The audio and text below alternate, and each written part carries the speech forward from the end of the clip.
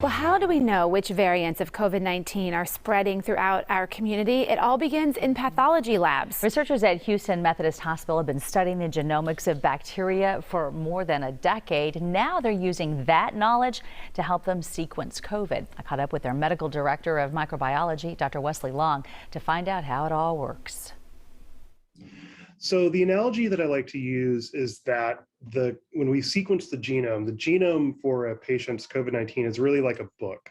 And the letters and the words and the paragraphs in that book are what tell the virus how to make more virus, how to infect cells, how to do all the things that it does.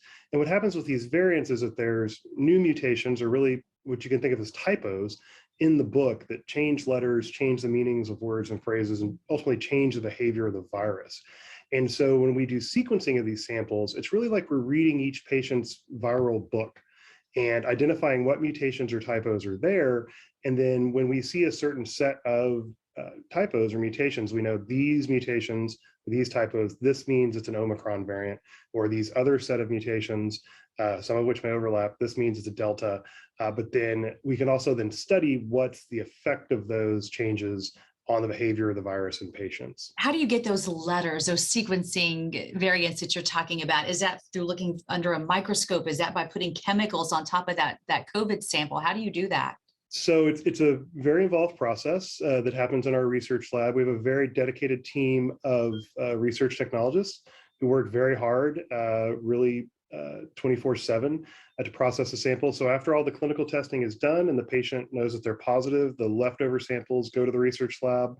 And then really with the series of, there's some robotic automation, there's a lot of chemistry, a lot of enzymes and things that happen.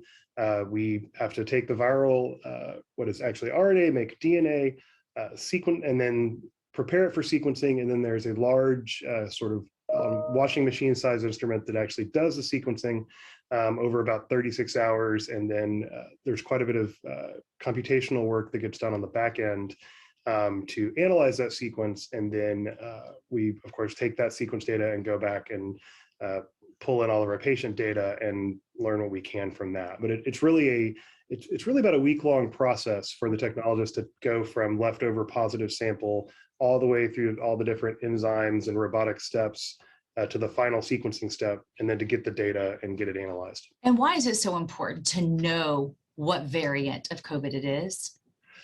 So it's important, one, because with these different variant waves we've seen, there's often different behavior that's ascribed to different variants. So as soon as there's a new variant of concern, a lot of work starts being done, usually in research laboratories, to look at how things might change in vitro or in a lab dish, studying antibodies and things.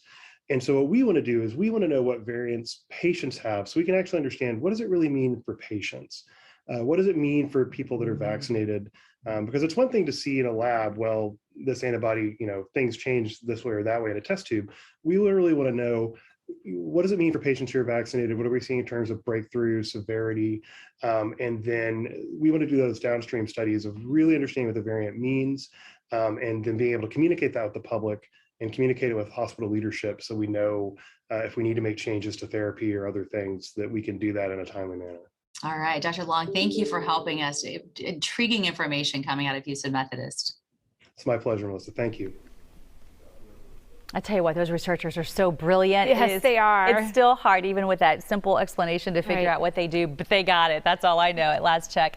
Dr. Long says Omicron is now responsible for 94% of the cases at Houston Methodist. He suspects there's a chance that it will wipe out the earlier and often more severe variant of Delta, because we've just seen that number every week has just continued to climb, of being mostly Omicron. It's taken just a matter of weeks for that to happen too. All right.